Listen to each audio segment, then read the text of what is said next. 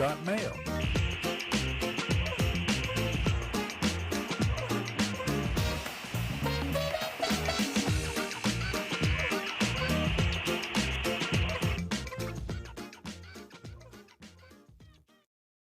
Good morning, everybody. You are tuned to Computers 2K now on the Nissan Communications Network. I'm Amnon, your host for the next couple of hours, along with Spence.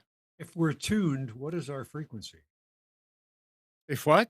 What if they're tuning in? Yeah. What frequency are we on? What channel? We are on our frequency. Our frequency. Yeah. Sounds Our good. number is 919-518-9773. Computers 2K voice on Skype. And today's show is made possible by vMix Software and is sponsored by Tom Sinclair of Live Streaming Gear. Gal should be joining us sometime. He said Still he cleaning said up from he last said, night. well, there I think that's him. Yeah. I think Katie is still out of town, and I'm not sure about Nick. But a lot of stuff is going on, so he might be doing. Yeah, he's got a lot doing of weekend stuff. Yep, outside there's of Gal. the job. Good Hi morning. there. Yeah, Nick told me he won't be joining. I Okay. saw him. He came in last night. Like What? After everybody left, he showed up because they finished their something in Raleigh, went to Durham, so they stopped by. So I got to see him. Oh. Yeah. Well, at least he made it. Okay. Hello, everyone. All right. Yeah, we were over at Gal's last night for the Mimuna, Muna. and it was very nice. Boy, you had a house full. Yeah, we had over 90 people. We Sheesh. did the tallying. You need to have a trailer outside for all the kids. Just you open the door, push them in, close the door. Every 15 minutes, open it up to make sure nobody's hurt or, anything's No, on it's fire. nice. It's nice to know, have But the this kids. is I'm that's just why saying, we have the It was office amazing. open. I mean, they were just, Yeah. and some of them were coming up to me asking me questions, and like they're very, Yeah. very smart, inquisitive kids, which is great. Yeah, it was fun. Thank you, Gal. Yeah, it was good. Thank you, and Mati. I'll let Mati know. It was Dedicated to making All right, a so treat. Mary in the chat was asking. She's saying, "I have a Lenovo laptop, and in the past year or so, it began making motor type sound, sort of a sewing machine. Mm. What could be the problem?" So I told her that it's most likely the CPU fan, or it could also be a hard drive if it has a spinning drive. Or a case fan. Is it a laptop? Well, that's or a def- laptop. Yeah, Oh, it's a okay. laptop. So that's the only things that I can think of that would be Sewing spinning. machine sounds like it's doing a spin and a click. That would be a hard drive. Well, How's If it running, if though? it does a spin and a click, then Yeah, most likely, yeah, that's a hard drive. but If it's just a fan going up and down, like woo, woo, yeah, and changing tones, yeah, that would be the simplest thing. Would be to just take a bottle of pressure there, go outside. Don't do it in the Yeah. office. Go outside to the garden or the backyard, and while the computer is off, just blow through the slits. There'll be slits on multiple sides, right? So blow through those slits. I mean, if you are technically inclined, it's okay also to open the back and do it. But if you're not, just do it through the slits. yeah, just make sure that the computer is off. You don't want to Yeah. fight that fan. Right, exactly. My question is, if this has been happening over a period of time and it is in fact a hard drive click of death, then how is it booting unless it has a second hard drive? Yeah, well, we don't know. I mean, Yeah, there's a lot more stuff. So And Mary, let us know. Everything seems to function normally with the sound, or is there other things happening? Like if you have to restart it to get it to work. Her second question is there a diagnostic test that can be done to confirm which one it is? Now, laptops do have, and BIOS have a hard disk test. But they have like a whole hardware Yeah. suite usually. Depends on the. She said Intel, right? She said what? Did she say it was an Intel laptop? No, it's a Lenovo. Lenovo. Yeah, well, Intel. Yeah, I don't remember how the BIOS. I know Dell has one very. I think very the clear to Lenovo. run through. Yeah, I think the Lenovo has it too. Yeah. And you can do that, but for the CPU fan, I don't know of any utility that would test it. I mean, you will see that it's getting. I mean, if it was, you know what, if it was the CPU fan, I would think that after a year, it would be really bad to the point that the computer will be rebooting because it's getting too hot or will be shutting down. The best but thing is. I also think there's the CPU throttling, so it just might be getting slower to not heat up fast. That's right. You're right. It could be that. Yeah. But yeah, that's the that would be the only two things that have motors in the laptop would be the CPU fan or a spinning hard drive. So it's one of the two. Or an older machine would have potentially a DVD drive, but that would not make that. You can actually also, I mean, if you want to try and see about it, you can unplug everything from the side of the laptop, so you can stand it on its edge, on its left or right edge, while it's running, and then put your ear to the vents in the back where the fan is, and see if it's louder, and put your ear right on it, not next to it, but right on the case, and see if you hear it louder from somewhere else, which I don't know if you can tell where the hard drive is in the machine. It may not have a door or a tray, but you can tell.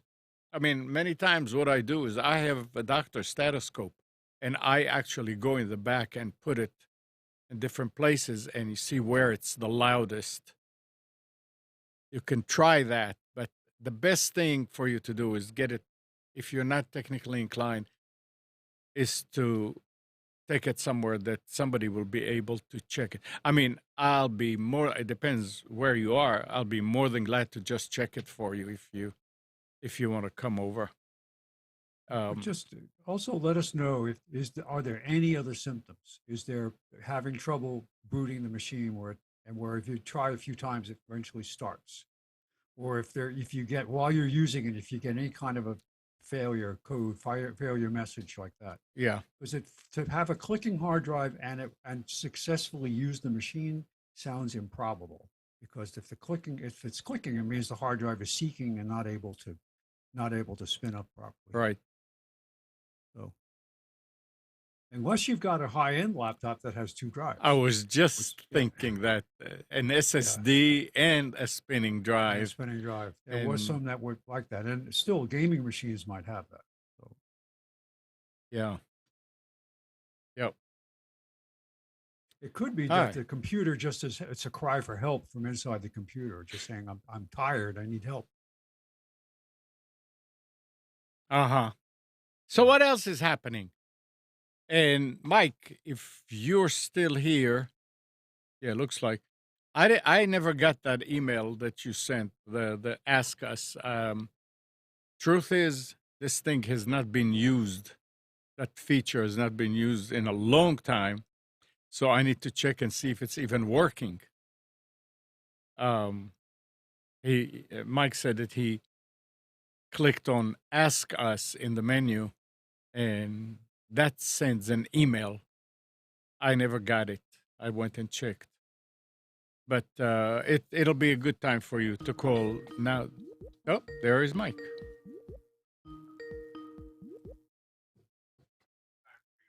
Morning, Mike. Good morning. You need Calling in. you need to either turn off your speaker or walk away from the computer. Done. Okay. Yeah.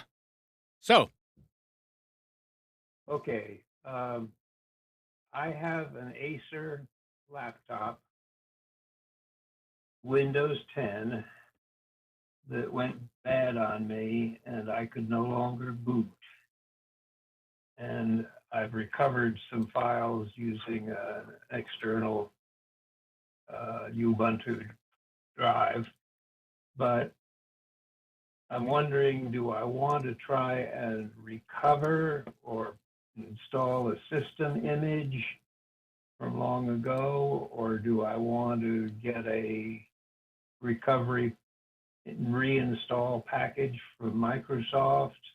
What's the efficient way to do this? Because I would like to get the Windows 10 back in operation. guys, Well, it depends on why it failed. If it failed because your hard drive is bad, then you won't be able to load an operating system. What are you getting? What are the symptoms when you try to start it?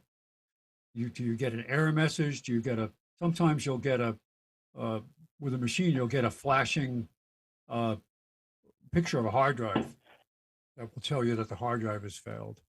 Or does it actually, are you able to let the machine start up, see a logo, and then it fails? All right. What's the sequence that machine. tells you? I'm starting that machine now, and it says Acer, and it goes dark, and it goes black, it says Acer again, and it seems to be cycling through that process.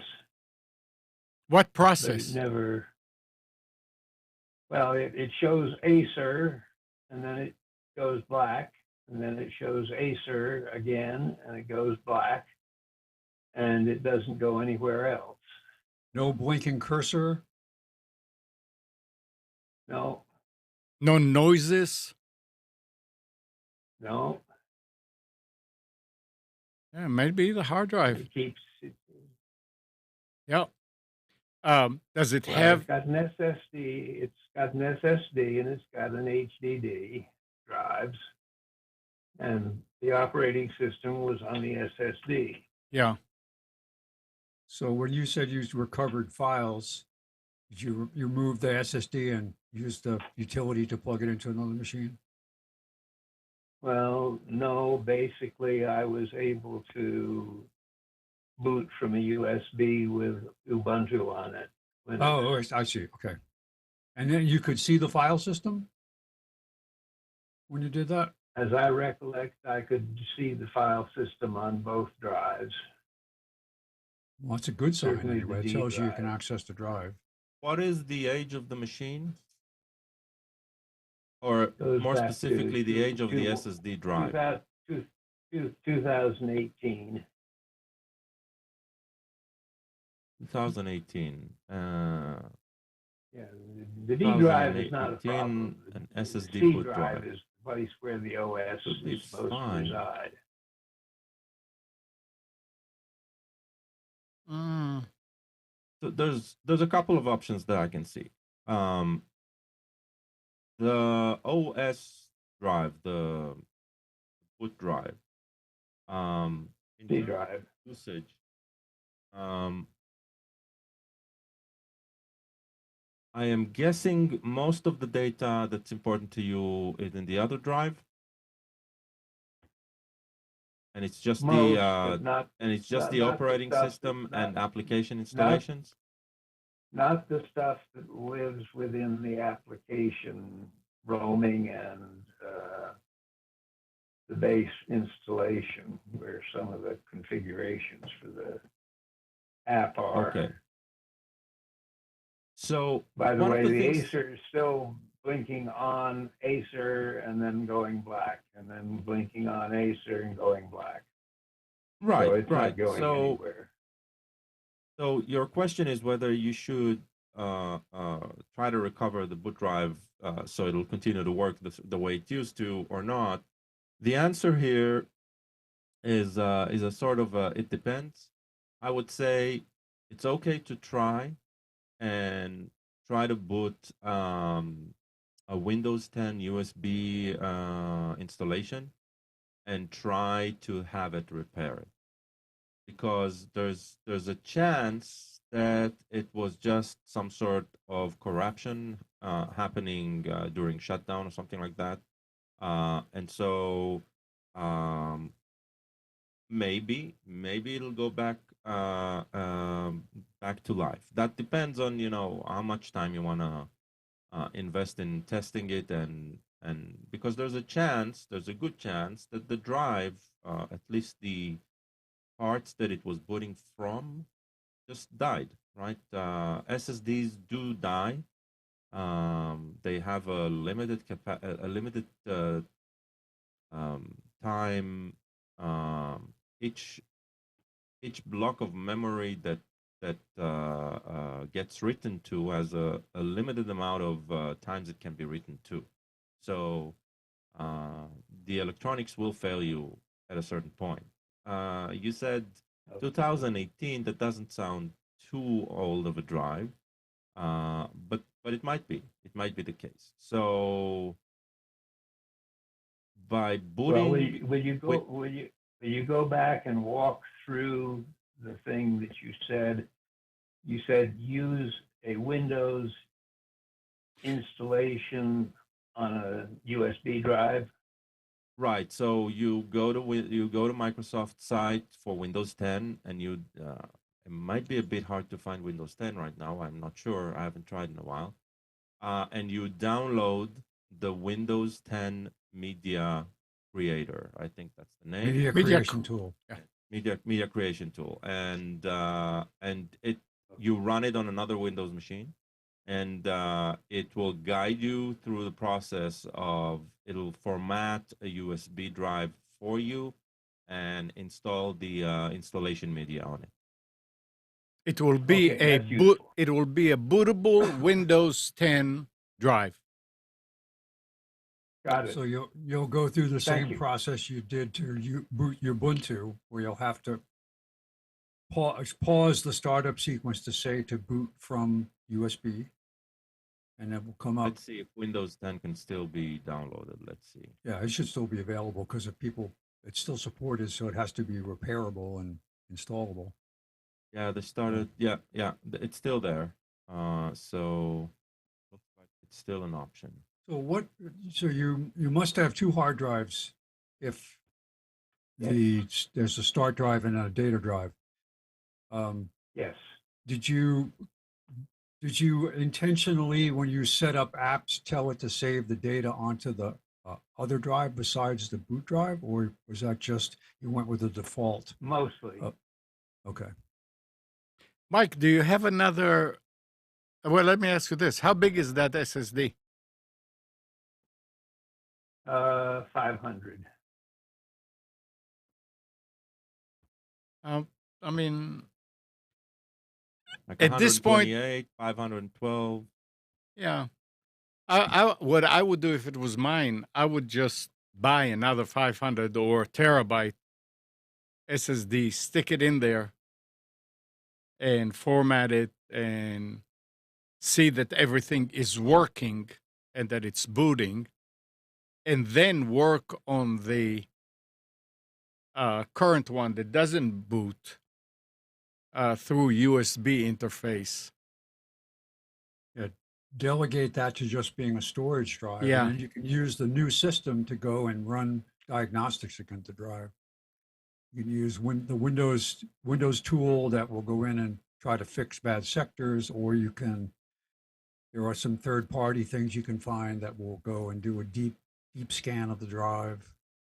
Yeah, I would not format the current drive at this point, because if you did not install all the storage onto the second drive, you may lose some things that you want. So I would leave this one intact and get another drive. They're cheap enough now. that you And can put it and see. if you find that it's just a Okay. corrupted operating system on the failed drive, install Yeah, the yeah, new one, load your programs, and then you can recover the data. If you know where to look for the data, some of them you can actually go and copy that folder over into the new installation, and your data will appear. It depends on on the actual application. But for things like Word and other where it saves it as a standalone file, you can just pull that yeah, stuff over. right. Thank you. You're welcome, Mike. Thank Oh, you. good luck. That's it's interesting. But not too uncommon, right? No, not uncommon at Yeah, all. yeah. But that's the part where, let's say, even a well-designed OS, it, if it doesn't start up, it can't really help you solve it. So Right. Yep. Yep. Take it outside. You open the machine up to the sky, and it will automatically connect to Starlink and download everything you need. yeah. That's an unstated feature. Yeah. Well, When I work one. on, go ahead. Yeah, Sorry, go ahead. God. Go. No, you you go you ahead. go ahead. You go ahead. Whenever I I don't. work on computers, even for a customer, and there's a problem with the hard drive, I take it out and I put it on the side. I mean, even if you take a spinning drive that you have laying around that will fit into that machine, try and there's a spare drive, try and do that to see that it's not the machine that something is wrong with. And do that, and then once you have everything running, then you start looking at the other drive and don't delete anything from it, don't format it, don't just copy True, but he from it. already did that. What? He booted from a USB to Ubuntu, so the machine works. That's a good point. So that's even a better reason Yeah, he not to already did touch the that. drive. Yeah. That part he went through, Yeah. and so he knows the machine works, but it's the media that's failing him. Now, Yeah. it just might be a cable, or I mean, it can be anything, right? And Yeah. that's why, right? Let's see if, and also if there was successful recovery of data, there's also this feeling. We don't know all the details, right? But there's also this feeling that okay, reading from the drive was fine, right? At least that's what I'm hearing. So if that's the case, then yeah, we're good. It's just about let's see if this media can survive repair. Yeah. Right. But to your point, don't format because you still don't want to lose anything there, right? Even if you do decide to reinstall and not repair, still don't format. Windows knows how to do that. So, and it puts everything in a Windows old directory, right, from the old Yeah. system, and you have the. So, it's fine, but understand that from this point forward, this media, this hard drive, is suspect because something caused it to fail. And while it can be a multitude of things, the most common one is just bits on the drive that have died. And so that's what you want to rule out as quickly as possible. Good. What else is happening, guys? What I else? got a question from someone yesterday about what did I think of a Lenovo machine that was on sale at Best Buy. It was a Lenovo all-in-one i3. So it's a What is it, desktop. 512, yeah, so desktop, 24-inch screen, 512 drive, 8 gig of memory, Windows 11 for $400. And I thought that was a very good price for an all-in-one. That tended to be the most expensive form factor you could buy for some reason, but for a while, laptops coming down in price. Yeah, but that's a Yeah. big screen also, so that's Oh, nice. they wanted it's for a child or a youngster, and it's going to be in the living room machine for use for schoolwork and things like that. And Yeah, the so a fact that it's an desktop is all-in-one. better, so it's not Yes, it's not portable. portable and can be dropped. Yeah, but or- it's not a desktop. It's an all-in-one. yeah, It's but an it's all-in-one. still That's it's heavy. You have to disconnect it. Oh yeah, If you wanna no, move it. What I mean is, it's not really upgradable. It's like Right. if something right there, all of the components are tied in together. It's usually easier on the eye, right? That's it. So just Well, understand what you're paying for in comparison. It's easy on the What makes eyes, the and machine. it's Yeah. easy also on disk space because you don't have to Yes. have the monitor and the computer and the keyboard and well, the keyboard you still have to have keyboard and mouse, but it's Well- nice to have, but it's not the best solution if you are technical the thing because Do you remember if it had a touch screen? Those usually No, make not it a a bit touch more screen. expensive. not a touchscreen. But what I was looking for was like the minimum has to have 8 gig. I cannot Yeah. operate at less than 8 gig. And the size of the hard drive, and I thought for the money, it was they were looking for a reasonably priced machine without a lot of complexity. So I thought it was good. Yeah. I like Lenovo. I mean, I've had very good luck with the machines. Yeah. I'm working on other people's machines. and then you also have to, so it's for the kid, but the kid is not a gamer. That's right. Okay. No, the point of this is for schoolwork. Yeah. Okay. No crypto, no graphics, Right. no AI. No, right.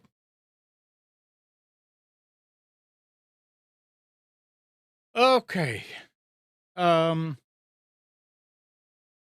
So it turns out, I mean, we were talking about it last year about the IRS's site for filing. So it says the free tax filing pilot from the IRS that rolled out in 12 states last month saved filers an estimated $5.6 million in tax preparation fees for federal returns. This is coming from the IRS. This season, more than 140,000 taxpayers successfully filed returns using IRS Direct File, a free tax Direct. filing pilot from the IRS, according to the U.S. Department of the Treasury. And the IRS Direct File surveyed more than 15,000 users, around 90% of whom rated their experience as excellent. So, think the IRS finally did something right?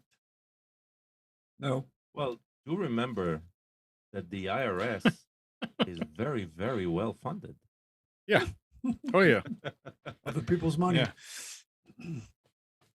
Yep. Did you see the announcement that they're going to increase audits by 50%? No. That was announced this week.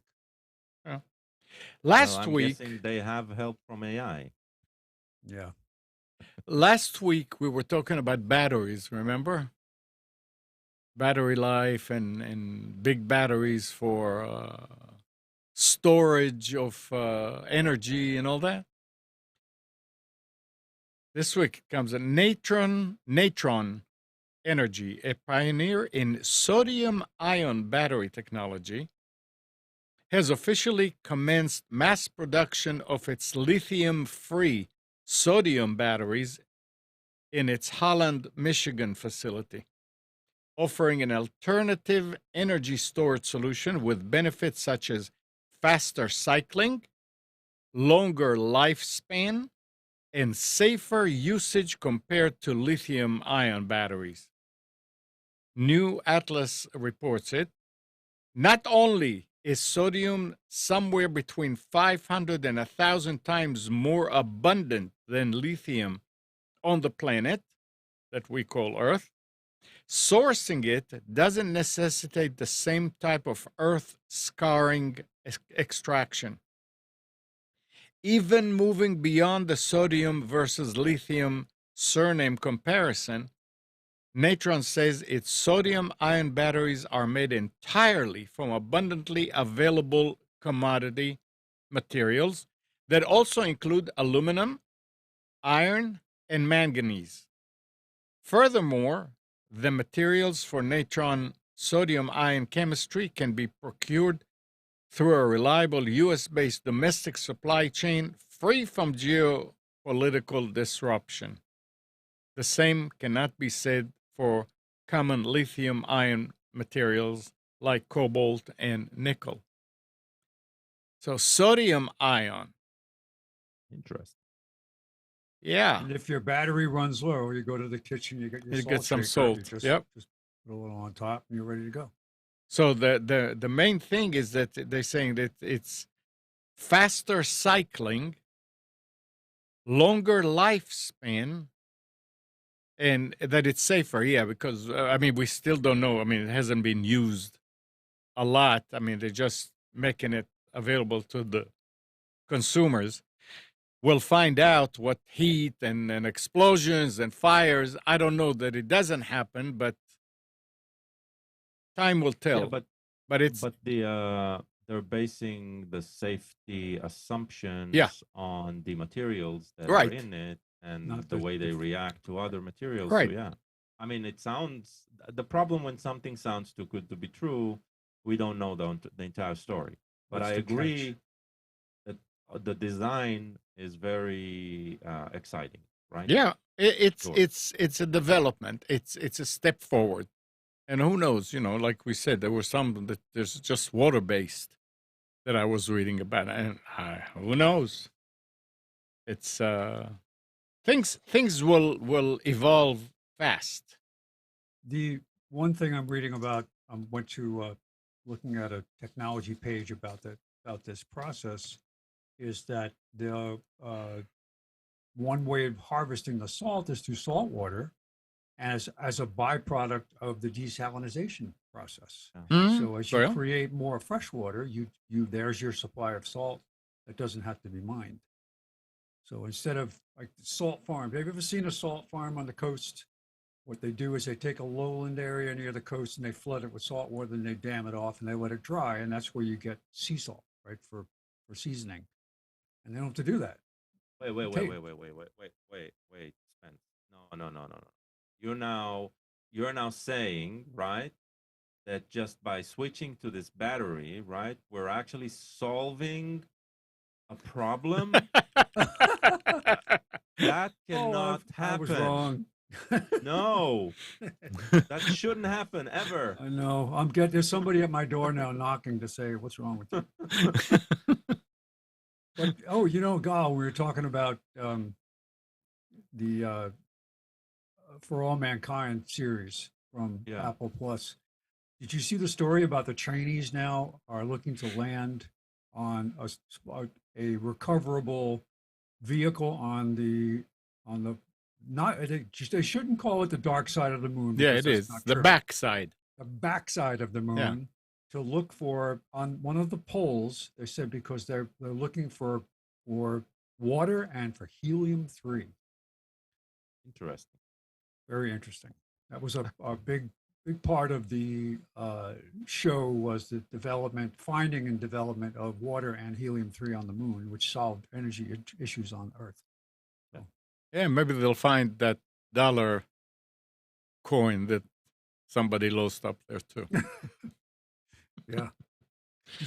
There's a side note to that. I just saw a story, didn't know about this, that there were some scandals among the Apollo crews that went to the moon because of each one got a small bag that they could bring personal items with them. Personal items.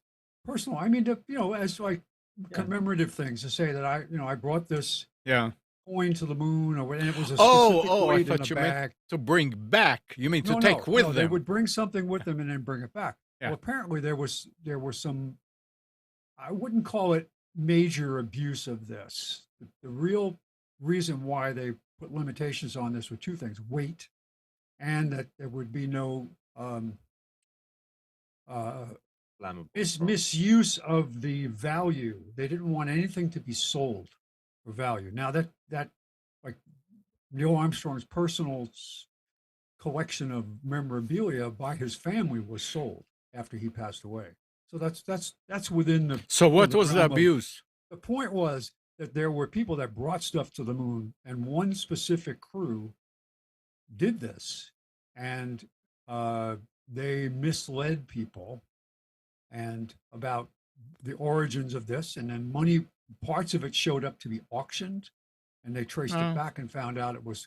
And unfortunately, these were good astronauts, but because of this, Apollo 15 crew, they were all not being given the opportunity to fly again.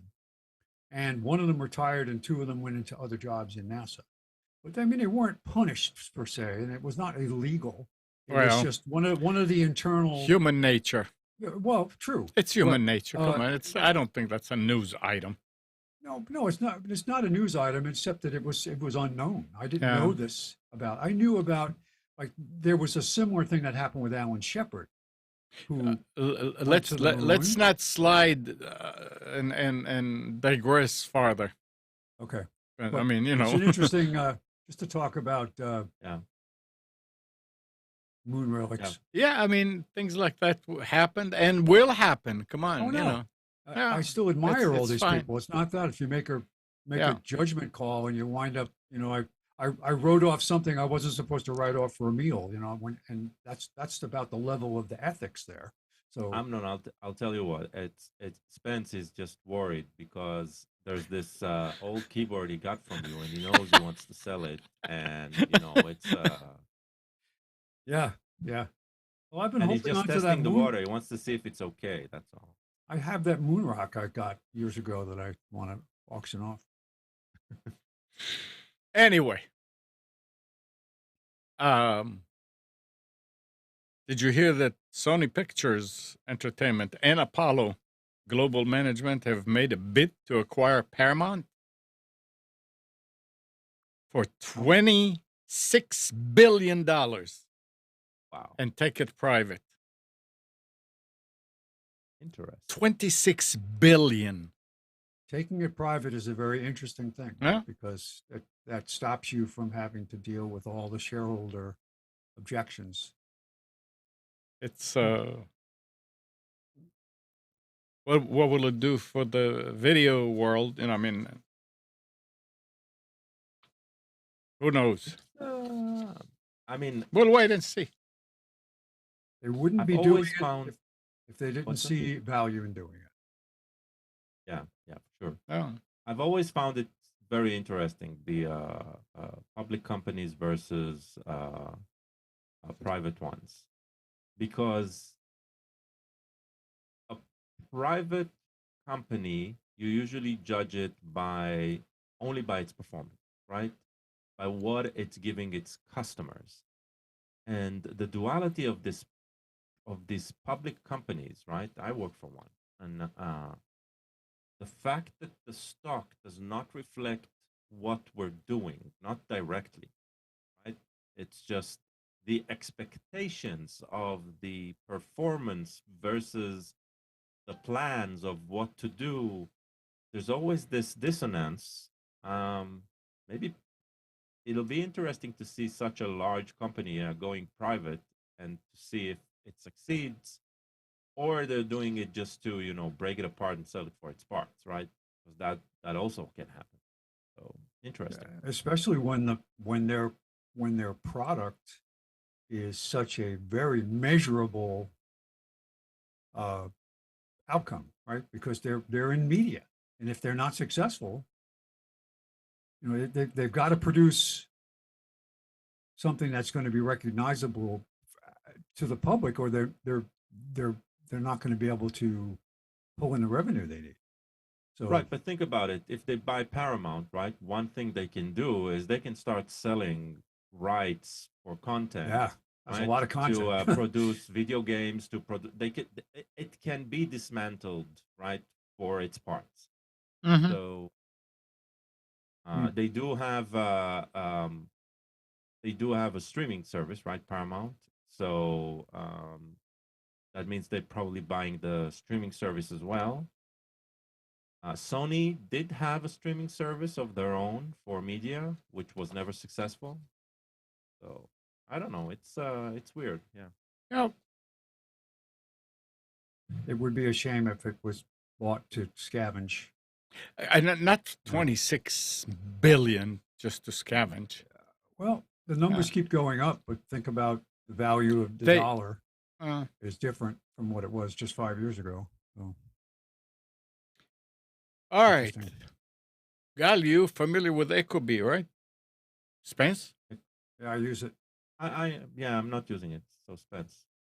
So Ecobee, the company that pioneered smart thermostats with its Ecobee Smart in 2008, has announced it will end online support for the device and its commercial counterpart, the Ecobee Energy Management System, on July 31st of this year. Yeah. The move will disable internet-dependent features such as web portal control, smart integrations, and weather-related functionality, while basic HVAC control and scheduling will remain operational. So it'll be like a regular thermostat. It, probably less than what's just available out there. It's probably not even smart at that point. Oh, This is a reminder. The right? standalone functionality is very Yeah. good. What'd you But- say, Gal? No, that's all true. It's just this is a reminder that when you buy something smart that is controlled outside of your home, you do not have control. Yep. That's Which- it. You just do not have control. Which leads me to bring up another thing. Recast has been decontinued. Oh, jeez, you're Discontinued. kidding. Nope. Nope. Recast, that's the they are, Amazon stuff? I used Amazon Recast. It still works, Yeah. but they are going to stop supporting it in 2026. Oh, And there's okay. Well, no, there won't be any new updates after that. And what happens to the streaming outside the home after that will be questionable. But the only problem I have with this device is I had to reset it on a regular basis, and that's always been true. But as far as integration into Fire Stick and usefulness as a DVR, it's been great. So it's I don't know what the future is going to be for that, but I've already looked at other options. There's a box that's Sling TV. It's not a Sling box. It will integrate with the Sling app, but it's the same thing. It's a 4-channel DVR, 1 terabyte drive that will. I don't know what the integration into Fire Stick will be. It says it integrates, and it says it uses the Sling TV app to integrate. We'll see. So there we go again. How many times they will fool me once, fool me twice, fool me 3 times, fool me 4 times, fool me 5 times. You know, I go with these solutions, and I'm disappointed in Wise now too, because they have promised a few features and they seem to be backing away from it. One was geolocation features for their alarm system and their cameras to automatically change modes when it detects that you're leaving the home. But they still don't have it yet. And I've been using that with UMA for years, and it works very well. I get a notification whenever I leave the house, Pam leaves the house, and when we both leave, it goes into away mode. So, yeah. yeah. It's better than they don't put the feature in, then put it in there, and 6 months later, Remove it. yeah. And then you got used to doing certain things, and now suddenly it doesn't work, and you have to get used to something else. Yeah. UMA's been weird lately too. It seems like everything that happens is delayed. So if I open my back door, the device doesn't say back door open like it used to say immediately. Yeah. It's like 10 to 15 minutes later, it'll say it. And things seem to be delayed. I've rebooted everything in the house. Everything has been restarted. So I don't know what's happening with that either. Ah, well. That's what happens when big when companies get big and they have more customers and they don't upgrade their infrastructure. And I mean, it's who knows. Anyway, we mentioned passkeys last week. Gal did, right? Yes. Yep. So this week there's an article that says Microsoft is fully rolling out passkey support for all consumer accounts. After enabling them in Windows 11 last year, Microsoft account owners can also now generate passkeys across Windows, Android, and iOS.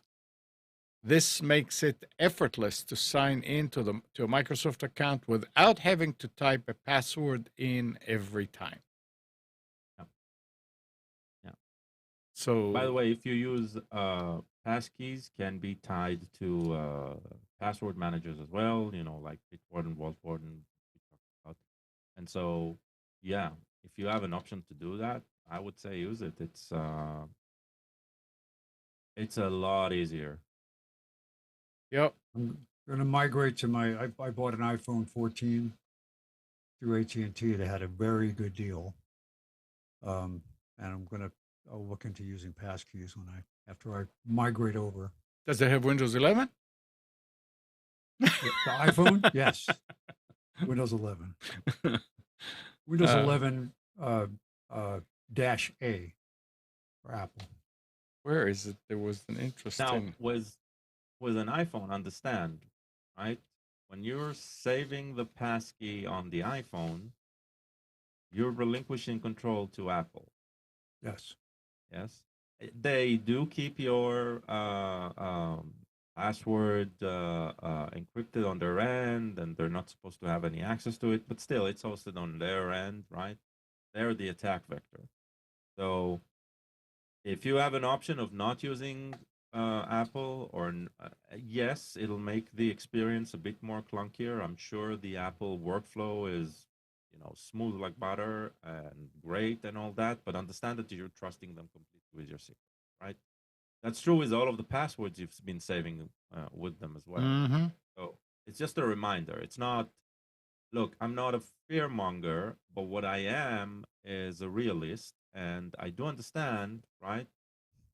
Attacking the idea of a big system like Apple will bring a lot more value to whoever is successful. I'm not saying they will be, but will bring that. And so if you're using something that is more niche, or it's completely controlled by your end, as long as you're following the instructions and doing things right, then you might be a bit more protected. So just keep that in mind, right? That's always important. Understand, the benefits here is you do not need to set up anything. You just need to use something that has been designed for your ease of use. And yes, if you swear by Apple, go with it, right? So it's all fine. But understand that you're relinquishing control. That's all. What's to stop if you're using facial recognition, say, for your access to your iPhone? What's to stop someone capturing an image, a really high quality image of you? What is built into facial recognition that prevents fraud? There's depth sensors as well. So it's not just the camera. There are usually more than one sensor there, and it's along the camera. There are also depth sensor. It's the same with the PC. So the camera that we're using right now to converse through Zoom, it probably cannot hook up to the Windows Hello mechanism and allow unlocking the computer by facial recognition. But if you buy a new Lenovo, for example, then the built-in camera includes an infrared depth sensor. And so the combination of the two is what allows to open the biometric measurement. It's not just the facial image. That's what the Samsung phones have, the iPhone phone have. I think you'll notice that when facial recognition works, you'll also see like a red dot. And if you cannot see that red dot, use another phone to video it while you're doing it, and I think you'll notice that red dot because of the frequencies, right? So there's an infrared emitter there that does some work. I was in a related story, and related only in the sense of facial recognition. You know who Mr. Wonderful is? The guy from Shark Tank. He's the Kevin something. He's the guy that's invests in lots of companies. He's one of the people on Shark Tank that would, buy an idea, pay for an idea. He was on a business show talking about how the backlash from a lot of what's going on in Ivy League schools was that we'll never hire these people. So he said they don't realize that facial recognition is so good now, and recognition in general is so good that they can, even if a person's entire face is covered, if their eyes are visible and their gait, they can watch the way they walk, you can identify the person. He says, every company that I own, he said, and I manage, is using this technology now, and we're remembering. He said, for when you come and want your job working for one of my companies, and we find out that you were found to be part of, some violence or whatever you did, vandalism, he said, we're not going to hire you. So he said, you need to understand, not that it's going to change the way people think, but the technology is there. Apparently the Chinese government uses this now with they don't need to see their face. They just have to look at the way they walk, and they can identify people. Interesting. It's beyond my understanding to even think about how that's done. I'm sure, but it's incredible because you have to have the database of scanned people in to start with. So, Yep, and they probably do. Probably All do. right. I'm going to check. Anybody watch the new Dune movies? Right? We're going to have to learn how to do the walk so we don't attract. They do this walk where they interrupt the way the patterns are so the sandworms don't come and attack them. Do you use a VPN? I do. Yeah, Gal? Yeah, I do. So Microsoft has confirmed that the April 2024 Windows security updates break VPN connections across client and server platforms. Doesn't matter to me. What? I don't use it that way, so it doesn't matter. The company explains on the Windows Health dashboard that Windows devices might face VPN connection failures after installing the April 2024 security updates or the April 2024 non-security preview update. We are investigating user reports and will provide more information in the coming days. The list of affected. What? May I venture a guess? I don't know, but wait, let me DNS. finish here. Just the list of affected Windows versions include Windows 11, Windows 10, and Windows Server 2008 and later. Okay. I'm guessing it's DNS.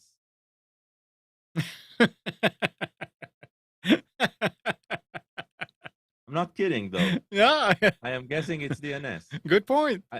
Yeah. One of the things that are the Windows 11 actually does very well is DNS over HTTPS. Mm-hmm. So maybe that's what they broke. The thing is when you're using a VPN, then DNS requests usually will go out through the VPN as well. Right. And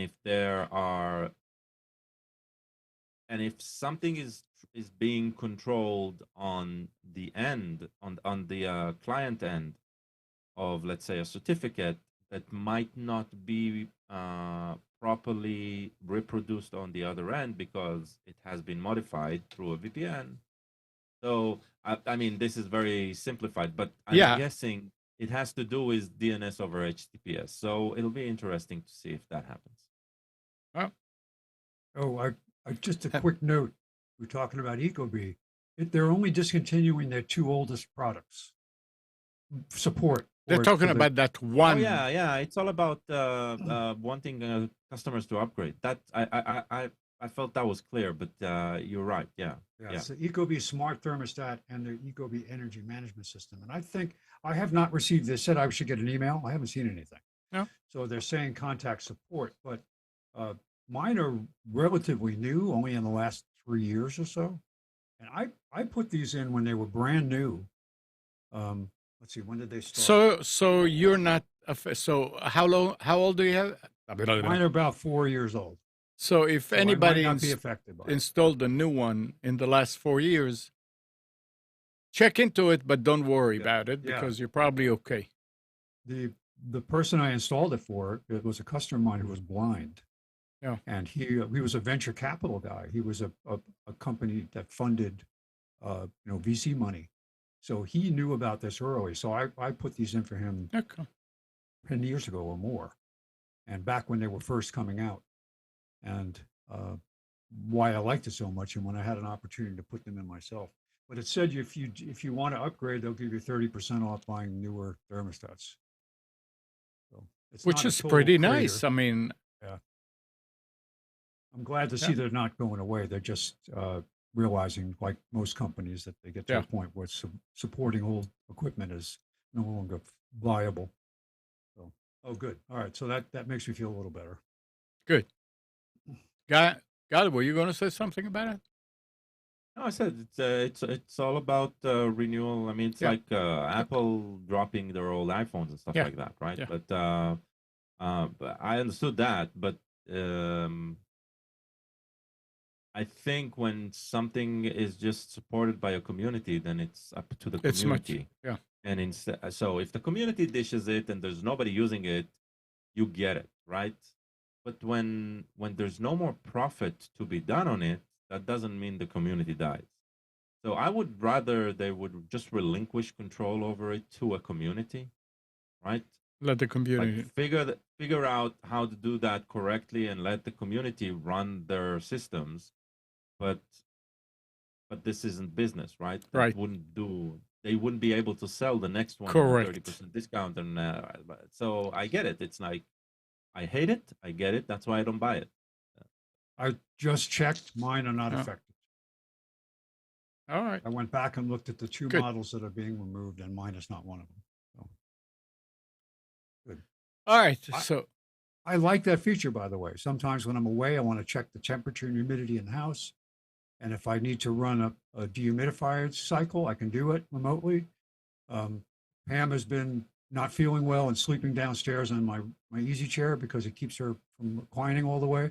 I can look in the middle of the night, so temperature's a little warm down there. I'm going to cool it down for her and not have her worry about it. I can do it. It's great.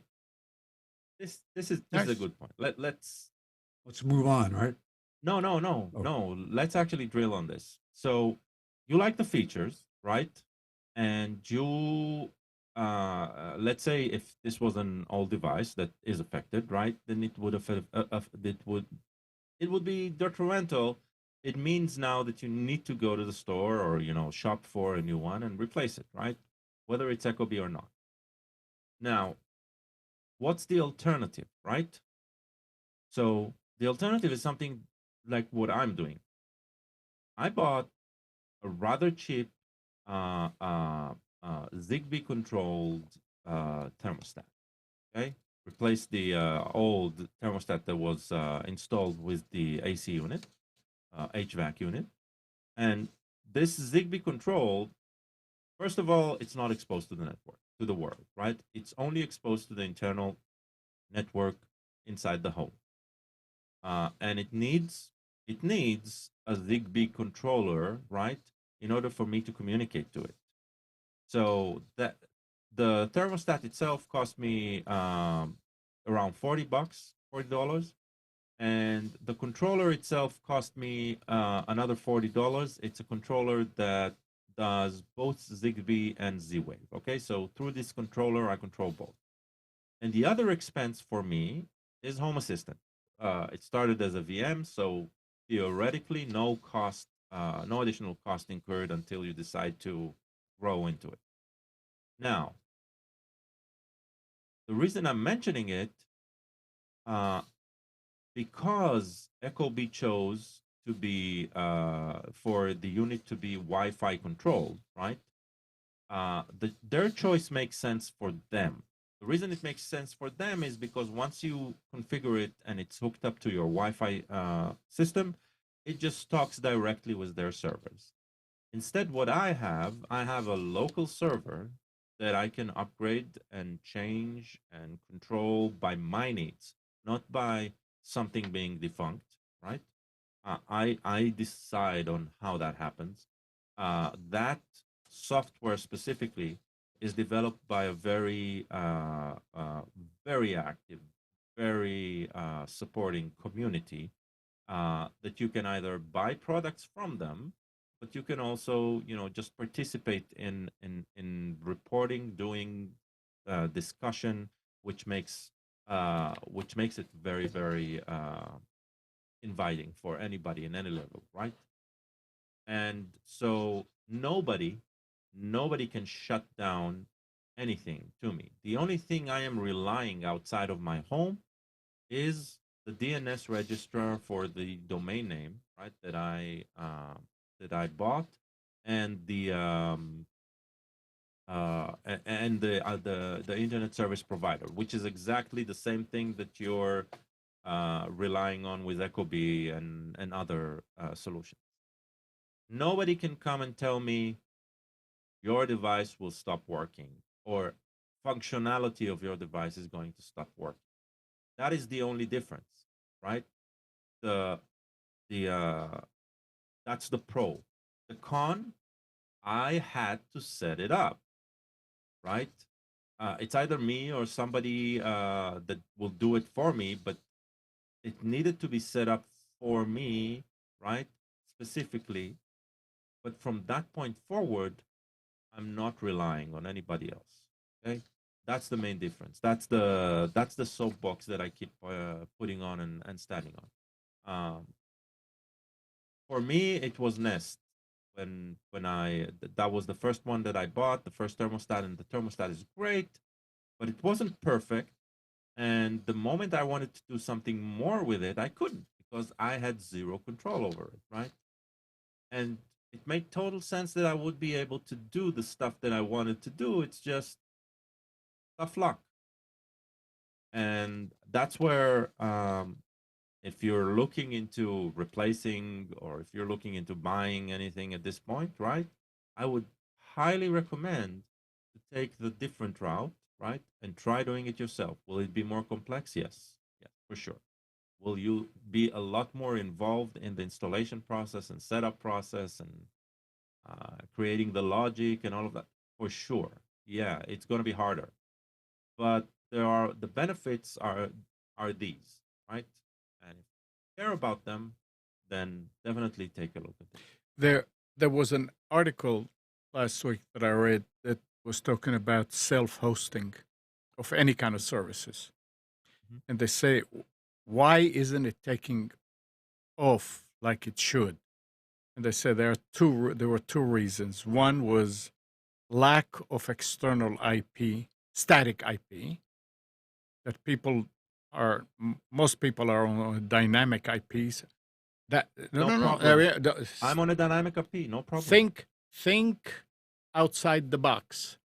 No, I'm not thinking. I'm thinking inside the box. No problem. Everything is set up to is super easy today. Well, and they say the other thing is just to configure it. Your average person, or if you're not techie, you cannot configure it. So, And this was this company that came up with the script or a program that will, with one keystroke, will configure it for you. Whatever. I said, I don't know about that. So that's why I didn't keep it. But they say that this is why it's not taking off, because they find out, they let other people do it, and people could not figure out because they tell them, okay, what's your IP address? Well, they tell them what the IP address, but they don't understand that in a week it's going to be a different IP. So yeah, you can do it, but there are things that make it's easier than it's easier than it's ever been, and it has been at the level of a single click configuration Mhm. for a while. if you're there is always education required, right? Right. Compared to just Just like you you know, said, you will yeah, be more involved with it. You're going to, definitely, yeah, yeah. yeah, for sure. Because you for now, right? So what goes into that Ecobee, right? That is being defunct, and the one that Spence is using, right? This is so there's a device, right? First of all, that is as stupid as the old non-smart thermostat Hmm. that just controls, right, electrical values that are communicating to the HVAC system. That is the local box, right? Right. And a local circuit over there. And on top of that circuit, there is some sort of either controller or sometimes a whole, like a full blown CPU, right? And a board around it that does input output with the nice screen over there. For Ecobee specifically, it runs a web server, right? Because there's a wireless connection through Wi-Fi. There's an IP server there that listens to incoming requests. There's probably some security chip in it. So for encryption of passwords and stuff like that. So all of that, right? When you decide to go in a different route, some of these elements will be exposed to you and you'll need to understand them in order to manage them, Hmm. right? So, yes, it's complex, but the reason self-hosting isn't blowing up the way they think it should, I think first of all it is blowing up. People are getting into it a lot more than they used to, and I think the rate is higher than it used to be.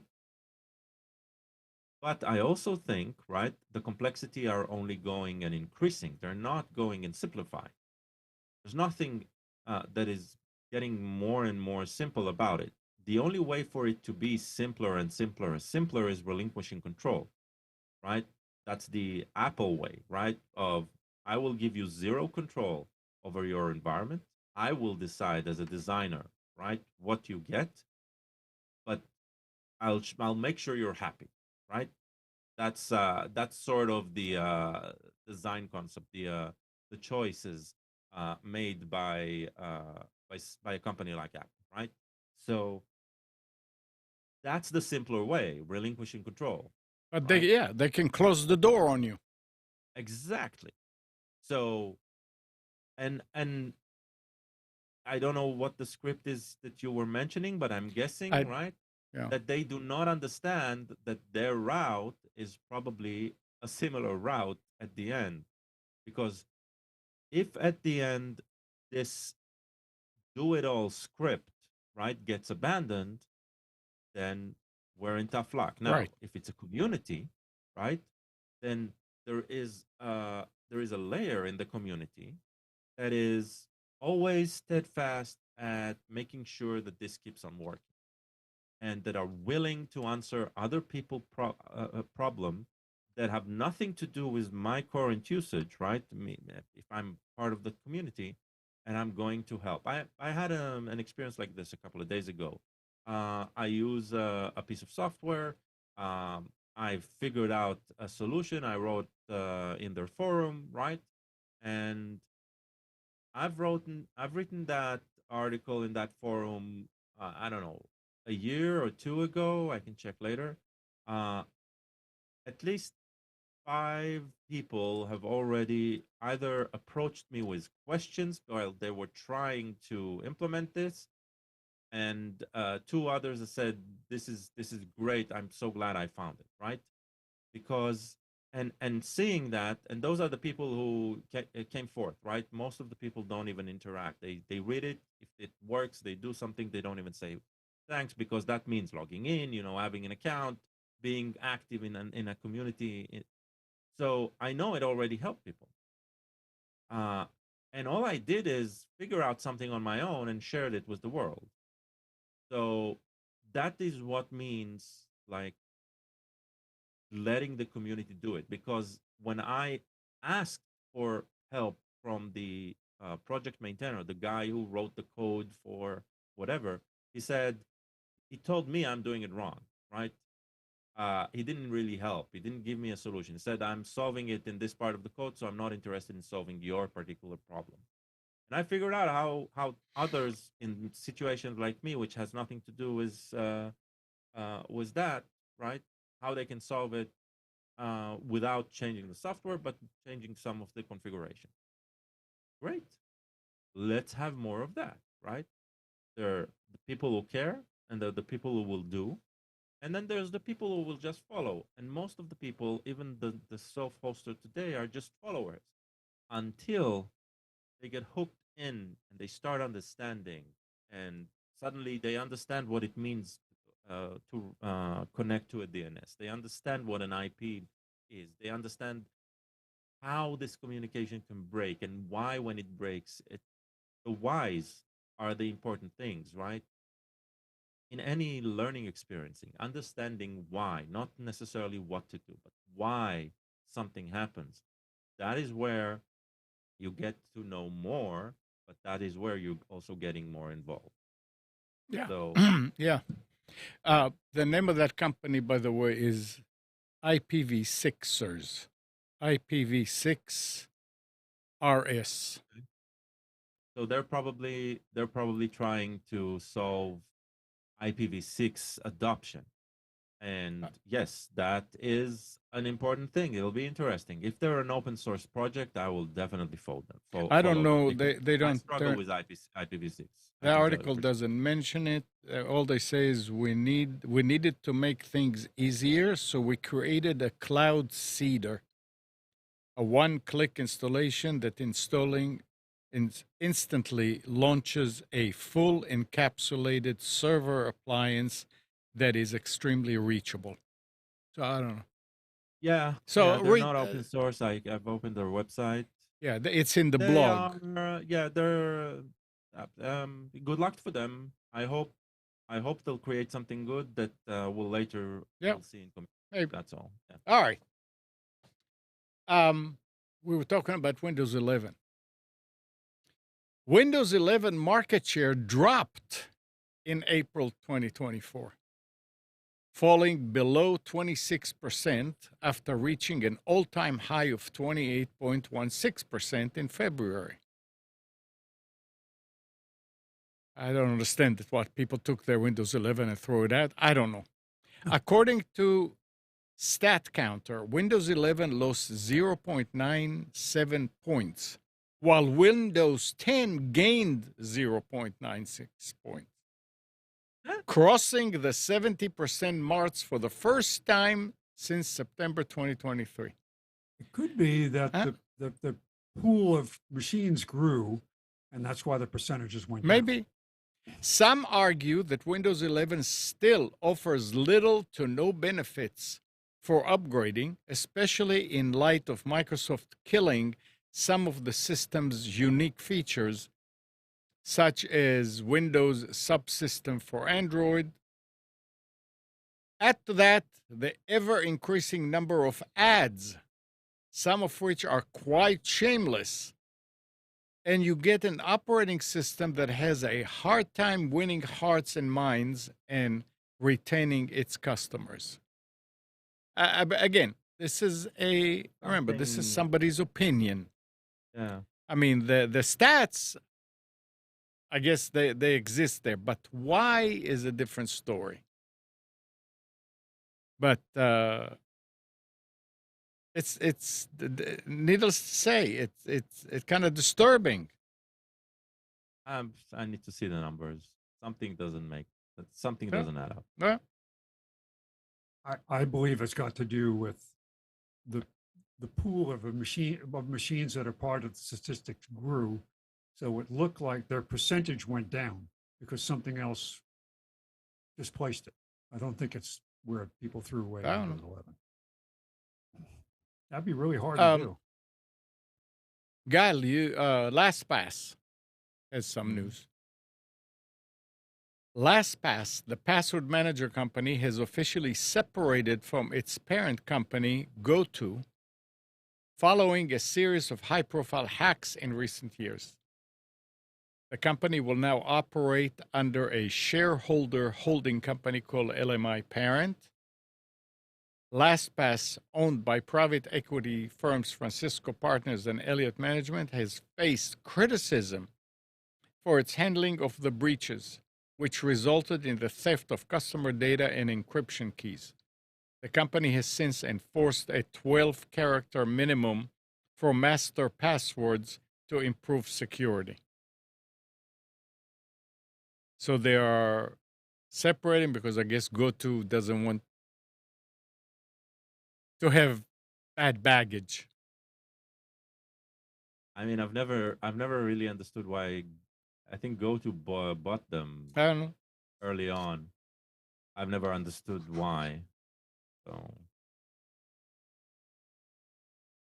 But yeah, that's. And talking about hacking also, which is very interesting here. The ransomware gang that hacked into U.S. health tech giant Change Healthcare used a set of stolen credentials to remotely access the company's systems that weren't protected by multi-factor authentication, according to the chief executive of its parent company, United Health Group. So they just got one set of credentials and broke in. That's somebody was using root guard. Who knows? All right, we were talking about batteries. There's another news about another battery. A new battery from Energizer comes with color alert technology to alert parents if their child has swallowed one. When the coin lithium battery comes into contact with saliva, it activates a blue dye. So parents and caregivers know that medical attention could be required. This is coming from the New York Times. The battery also features more secure packaging and a non-toxic bitter coating. So the Good. kids will not put it in their mouth or will spit it out because it doesn't taste good. I mean, this is, yeah, it's nice. That's Energizer doing something good there. Well, they're catching up. Duracell has had the bitter taste batteries for years. Yeah, no, I'm talking about the color. The color is something, Yeah, it's interesting. Yeah. Yeah. As long as parents are aware of what the color means. Right. That's the thing is, Unity has a new CEO, the former CEO of Zynga. Oh, okay. Yeah, Zynga is a huge online gaming company. Okay. So yeah, the former CEO of Zynga, Matthew Bromberg, is the new CEO of Unity.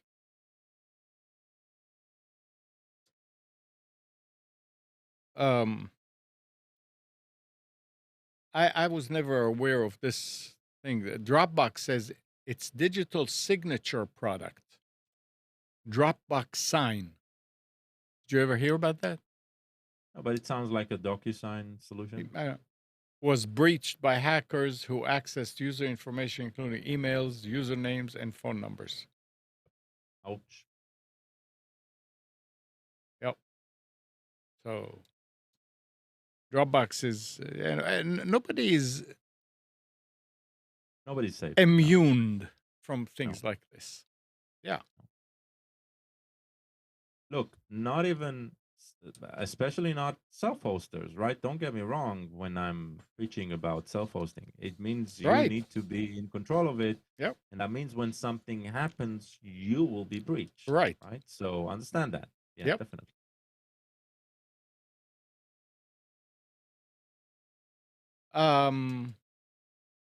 And something else concerning health. Walmart isn't making enough money off its new health centers.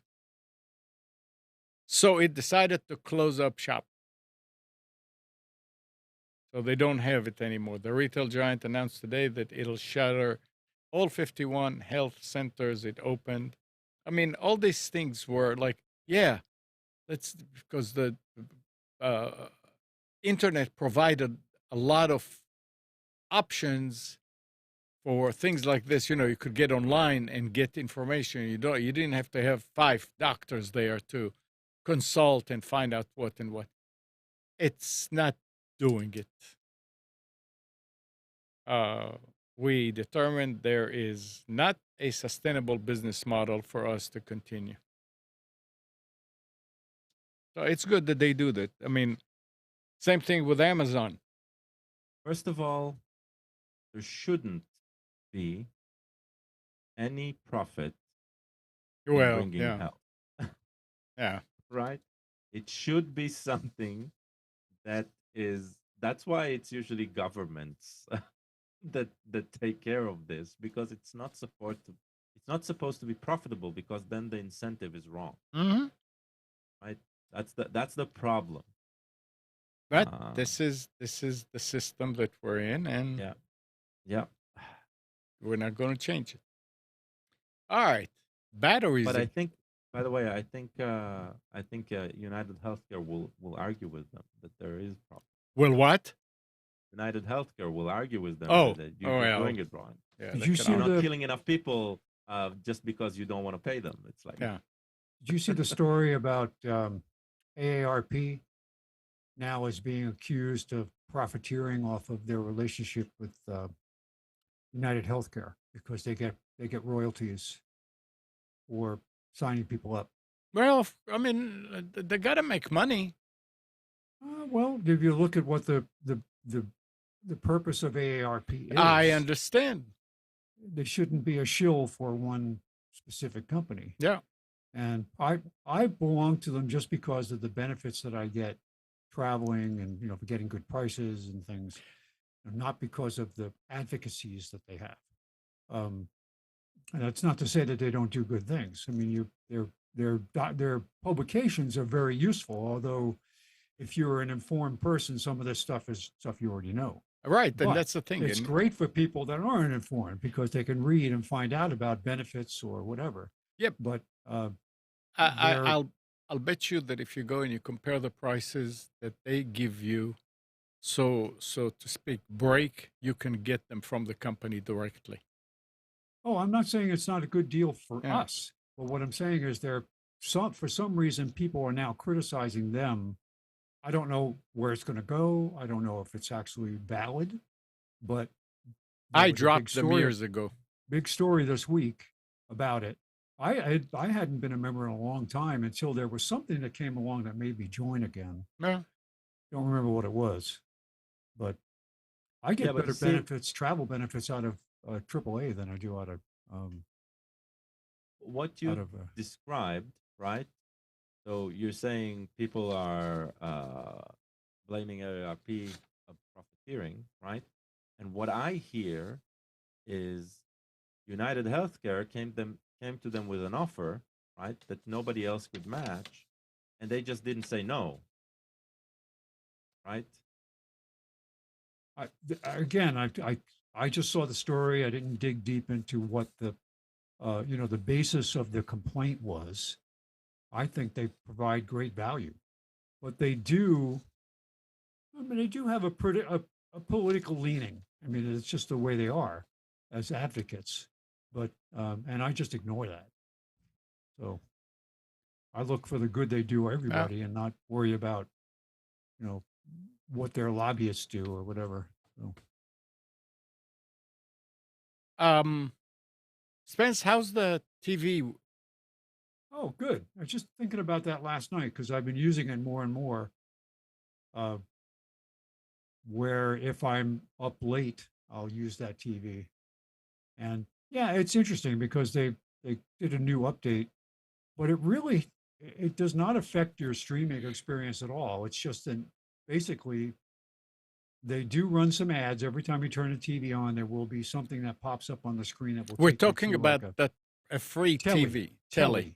Yeah, Yeah, telly. yeah. And there's still, and I find that occasionally there will be interesting news stories on my feed from what I've selected, Mm-hmm. but there's no way other than to click on it and open up the small screen. It does not go and put it up on the large screen. That's okay. That's not what the Yeah. purpose of it is.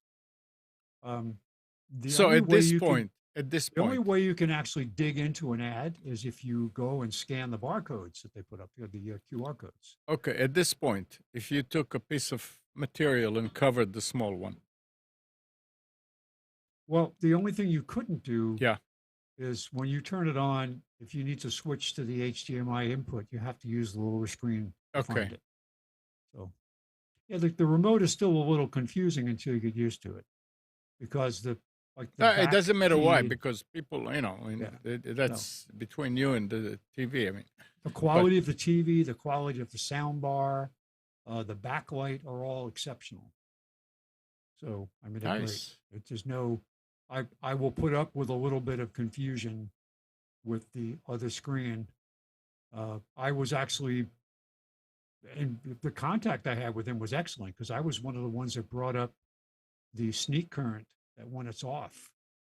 And they got back to me. The person said, "Thank you. We've been looking at this."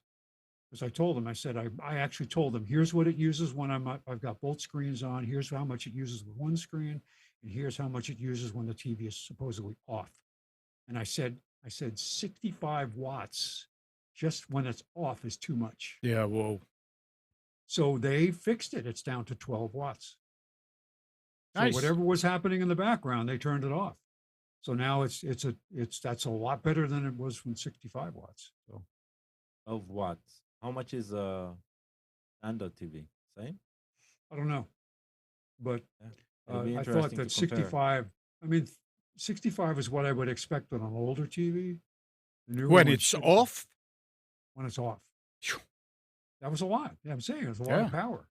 So I mean, a laptop can run on 65 watts. So so they must have had some other processes going in the background, but I have my kilowatt attached to it, so I monitor what's being used, and it's a lot. Standby power is a lot lower than it was, and they fixed some navigation bugs with the remote. But you in all, you're happy with it. Oh, absolutely. Are I they mean, still and if I- making it? Are they still making it available, or that drive is over? Yes, but I know people that have applied who've never heard Okay. anything back. So I must have gotten in there just at the right moment when they were looking for beta testers to Yeah. do it. So I'm happy so Um, far. If I had a way to bring it downstairs, my current furniture will not allow me to place it anywhere. So we need to Pam and I need to talk about how we're going to rearrange the living room. because of the TV. Because of well, we've been wanting to. We're limited. I have an old wall unit that's got two side bookcases and cabinets and a center one that was designed for a 36-inch CRT. Yeah. So the biggest TV I can put in that is a 40-inch TV. Oh. So I would like to go with a bigger screen and potentially move this upstairs, but Pam doesn't want to move it. She wants to get rid of it. So Roku wants to take the term ad-supported to another level. The company held its quarterly earning conference call on Thursday and revealed that 81.6 million households used a Roku device or smart TV to stream video in the first 3 months of the year.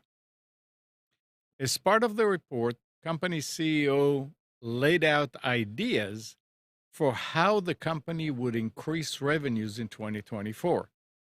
Unsurprisingly, advertising will be an important centerpiece of that strategy. And he provided some details on what Roku users can expect from their ad experience going forward. The idea of bringing more ads to the Roku home screen, to the home screen, is nothing new, but that's what would focused on in his discussion with analysts about how to boost revenue on the Roku platform. The company has already begun putting more static ads on the screen, but now it appears that Roku is considering how to get video ads embedded into the home page as well. Wood says that he believes that a video-enabled ad unit on the Roku home screen will be very popular with advertisers, considering that Roku devices have the reach to put ads in front of 120 million pairs of eyes every day. He also said that the company is testing other types of video ad units, looking at other experiences that it can bring to the Roku home screen. Now, this is on the home screen, which is not too bad. Most of the This time, sounds like sounds like a conversation in a board meeting in the 50s of a Flyers company.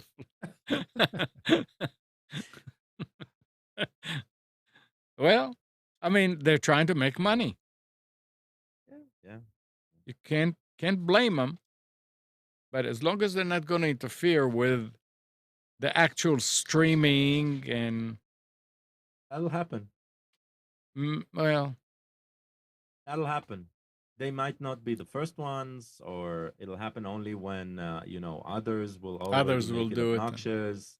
And, But yeah, I really wish we would be able to. I'm wondering if we'll get into a future where buying a screen, right, means it'll be like buying Amazon devices, right, where you can pay like 30% more, and you Without- don't get the offers, Yeah. right, that they are sponsored offers. Yeah, I mean, maybe, I don't know. maybe. I mean, in a way, what Spence is testing out, right, Is the next- is the future of that, Yep. right? Yep. You get the screen for free. We'll give it to you.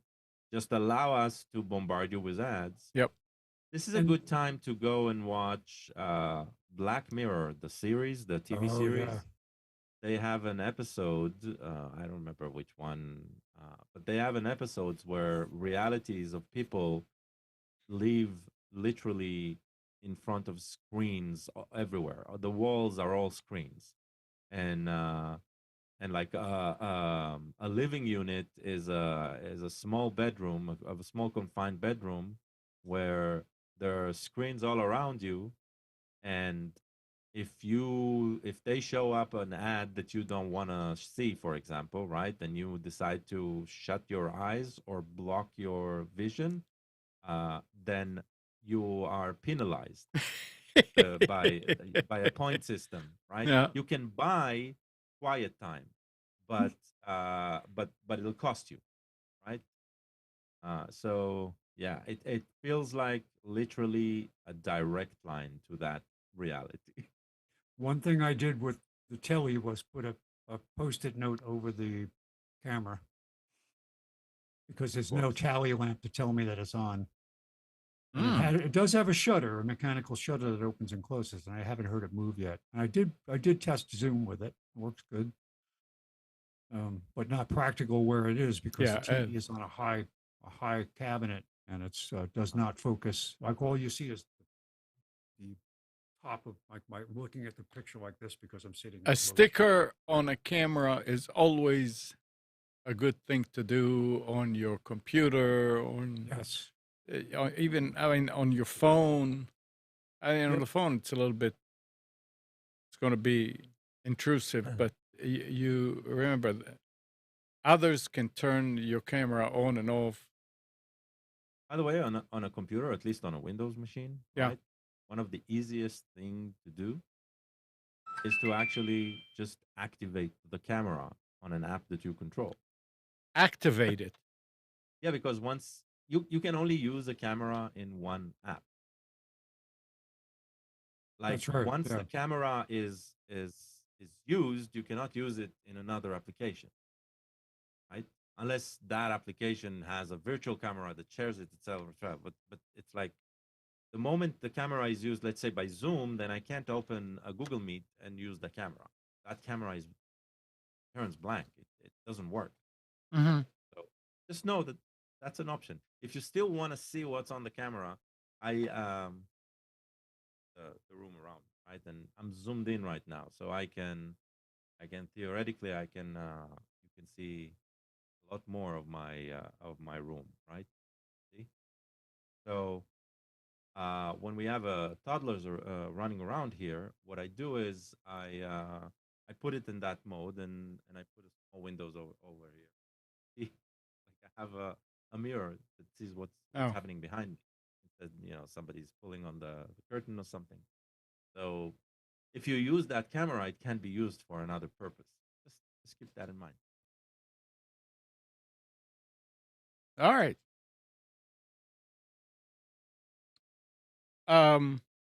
Batteries again. In less than 15 years, battery costs have fallen by more than 90%, according to a new report from the International Energy Agency. One of the fastest declines ever seen in clean energy technologies. And it's expected to get even cheaper. An expected sharp fall in battery costs for energy storage is in the coming years will accelerate the shift to renewable energy from fossil fuels, the International Energy Agency said on Thursday. The total capital cost of battery storage are due to tumble by up to 40% by 2030. The Paris-based watchdog said in its batteries and secure energy transitions report. So I mean, this must be a specific class of battery because car batteries have not gotten cheaper. Right? And that could be just because they're lead acid. I don't know. And Yeah, also- what happens to the lithium ion, the ones that they Yeah. use in EVs? I wonder. I don't know. Well, knowing people that have full EVs Yeah. who have had batteries replaced, it's Lately or a year or two ago? I uh don't know anybody that have it done. lately. I mean, in the last 6 months, the cost. No, actually, I take it back. The one that I knew was a hybrid who had their battery Well, replaced. it's It the was same. $6,000. What? $6,000, Well, and not viable. That was an older. It was a Ford Fusion hybrid, and it had like 100 and almost 200,000 miles on it. And Ford said that the battery was good for up to 220,000 Yeah. miles, which I thought was Huh? good. Yeah. But we found out the cost of replacing the battery. He was thinking about keeping the car. I said, well, don't forget that the car is 220,000 Yeah. miles on it too. Right, Right. right. The regular car parts are going to wear out. So you're going to invest $6,000 and you're underwater. So he decided to run it till it doesn't go anymore. Oh, He was going to buy another version of it, a slightly younger version of it that had like 150,000 miles on it, phew. and spend like $8,000 for it. I said, that's not worth the deal. No. So, yeah, so No. he changed his strategy. All right. I got to Microsoft. drop. What? I got to drop. So I Oh. got to drop. So Okay, Oh, Gal. good. Bye-bye. Sorry, Thanks. Take care. misinterpreted your waving. Oh, that's fine. all right, Gal. Okay. See you later. Bye-bye. Say hi. Bye. Microsoft is making security its #1 priority for every employee following years of security issues and mounting criticism. Finally,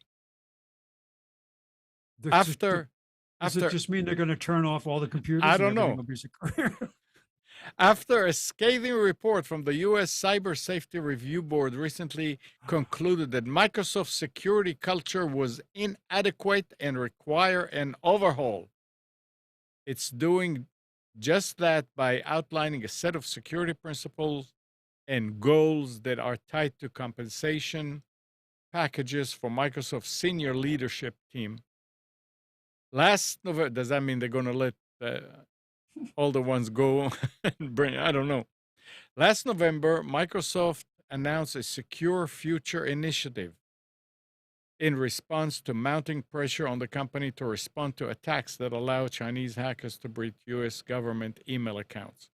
So, I mean, we always say that Microsoft, I mean, security is not number one with Microsoft, but now they're saying that they're and listen to it. Microsoft is making security its number one priority for every employee. Is that from every one of their employees, or anybody that uses Microsoft? You know, it's kind of, I don't know. I think Anyway. their culture, their internal company culture experts used to work for Boeing. No. I mean, and that's not a good criticism. No.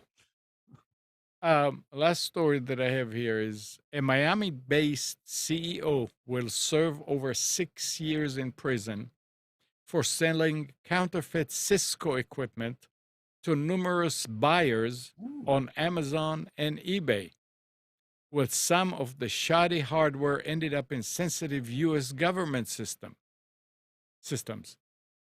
On Wednesday, 40-year-old Anur Aksoy was sentenced to 6 years and 6 months in prison for raking in at least $100 million from the counterfeit sales. He committed the fraud from at least 2013 to 2022, the year he was arrested, by buying the fake Cisco equipment from suppliers in China. The counterfeits were then resold as legitimate Cisco products for an estimated retail value of over $1 billion. Wow. Aksoy sold hundreds of millions of dollars worth of counterfeit computer networking equipment that ended up in U.S. hospitals, schools, and highly sensitive military and other governmental systems, including platforms supporting sophisticated U.S. fighter jets and military aircraft. Principal Deputy Assistant Attorney General Nicole Argentieri said in a statement. You know, we are all always looking for a cheaper solution. If you know that there's a McDonald's and they sell the quarter pounder for $2, and then you can go to another one next to them and buy the quarter pounder for 50 cents, what would you do? You know, I mean, I'd try it once to see how it tastes. Well, if it was good, well, I'd keep yeah, buying but tasting it one time here with this puts you in trouble, especially when you don't see the trouble right off the bat. Was it a significant difference in price that made it attractive? That Apparently, I mean, look, realized? if he sold 100 million, he raked in 100 million, and the estimated retail value is over 1 billion. Then people were thinking they were getting a deal. Yeah, that's the whole idea there. That's two mistakes. Yeah. The person who wanted to sell it and the person who thought they were going to get away with it. Right. So the person, was it distributors that bought it and then resold Who it knows? to their I mean, they're customers? not talking about it. They said that it ended up in a lot of these, but that's bad. And of course, now they just left holding the bag. I'm sure that, I mean, he was arrested back then, so people hopefully took care of the old ones. But I mean, what are you going to do? You can't get your money back. You're just going to have. If you were buying it knowing it was either stolen or something like that, how did you get support? I have no idea. You know, obviously, if this stuff was real, you'd get Cisco support. If it wasn't, there must have been red flags over it because you wouldn't be able to get code for it. Well, somehow he got caught, and maybe it was because of that. And they said, hey, we're getting a lot of these calls, and these are not our systems. What's going on? Who knows? Anyway, finally got him. Well, could it be that it came out of, they were fake, but they came from the same assembly line? Like, remember the scandal over jeans? It said during the day they make Wrangler, and at night they make knockoffs Yeah. from the Yeah. same machines. Same machines. Yeah. Yeah. Yep. Mm. All right. That's about it. And it's Yes, time. sir. It's that time of day. So I guess you're not going to go work on any water today because you can't get. No, I can't. I can't turn the water off. Yeah. There's no point in doing it. So Oh, well. we'll see how it goes tomorrow. All right. So anything else you wanted to add, Spence? No, we're good. Okay. Today would be a good day to fall asleep in front of the television. Yeah. It's kind of lousy outside. I need a day where I'm not climbing or in the attic or under a house. Yeah. All right. So thanks, Spence. You're welcome. And thank you, Gal, if the speaker is still on. And good morning, Kathy, Hannah, Nabil, Mac, Norm, Katie and Donna, Dina, Mati, Eleanor, Sarid, Yaakov and Yael. Thanks, everybody, for tuning to Computers 2K Now. We hope you enjoyed and maybe learned something from our time together. Remember to practice safe computing. Back up your hard drive and update your virus scanner and change any same password where you use them. We'll be back here next Sunday at 9, but you can always reach us at computers2know.com. And again, Monday through Friday, 6 to 9 a.m. Nick is on Wilmington 980 The Wave and 107.9 FM with his daily political show. You can tell your Echo device to play 980 The Wave and listen to him live, or you can go later on to the recordings at nickcraig.com. What's the FM? What's the FM Na- frequency? It's 107.9. 107.9. Thank you. And Nick and Brian also do the Infection podcast weekly. That's for survival games and gaming news, plus some political points on Twitch. Just go to infectionpodcast.com to get the schedule of the live show, or you can always go there later on and get the podcast and listen to it at your leisure. Have a great week, everybody, and we'll be back together next week. Bye-bye.